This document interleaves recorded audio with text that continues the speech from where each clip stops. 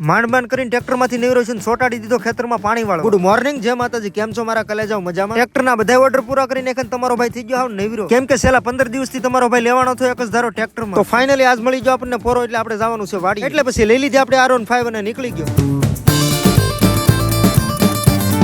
અને ફાઇનલી ઘણા ટાઈમ પછી આવી ગયો આપણી વાડી. અને મિત્રો આપણી વાડીમાં ડુંગળી અને ચણાનું વાવેતર કરેલું છે. અને અહીંયા મિત્રો આપણે કઈ કામ નતું, પણ અત્યારે બસ હું ખાલી આટો મારવા જ આવ્યો. અને પછી રખડતો ફાટકતો પૂગી ગયો બીજી વાડીએ, કેમ કે અહીંયા કપાસ વીણવાના દાડિયા છે. અને કપાસની હાઈટ બહુ ઊંચી હતી, દાડિયા તો ઠીક મોટું જનાવર ન દેખાય. અને આ છે અમારા ખેતરની બાજુનું તળાવ, જેમાં જંગલી જનાવર અને માલઢોર પાણી પીવે છે. અને સામેની સાઈડ નીલભાઈ બાવળી એના સાહેબ શાંતિથી બેઠા હતા, એટલે આપણે એને કઈ વત્યાવાની ને શાંતિથી નીકળી ગયા. અને મારા ફોનમાં આવી ગયો મારા પપ્પાનો ફોન, એટલે હું જલ્દીથી નીકળી ગયો. અને બીજું બધું ઠીક છે, પણ મારા દાદાનું ઉપડી ગયું. રસ્તો ભલે ગમે એવો ખરાબ હોય, પણ ગાડી વાડીએ પૂગે 100%.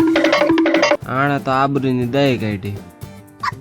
અને હું આવી ગયો ઘરે, ઠપકારી લીધી મસ્ત મજાની ચા ઠપકારીને હું અને મારા પપ્પા ફરીવાર નીકળી ગયા વાડી તરફ, કેમ કે ખેતરમાં નાખવાનું તો આપણે ખાતર, અને પછી કરવાની છે મોટર ચાલુ. તો સૌથી પહેલા ખાતરની અંદર અલગ અલગ પ્રકારના કેમિકલ અને પાવડર કરી દીધો મિક્સ, અને આવી રીતે મિશ્રણ કરીને આપણે નાખવાનું છે ડુંગળીમાં ખાતર.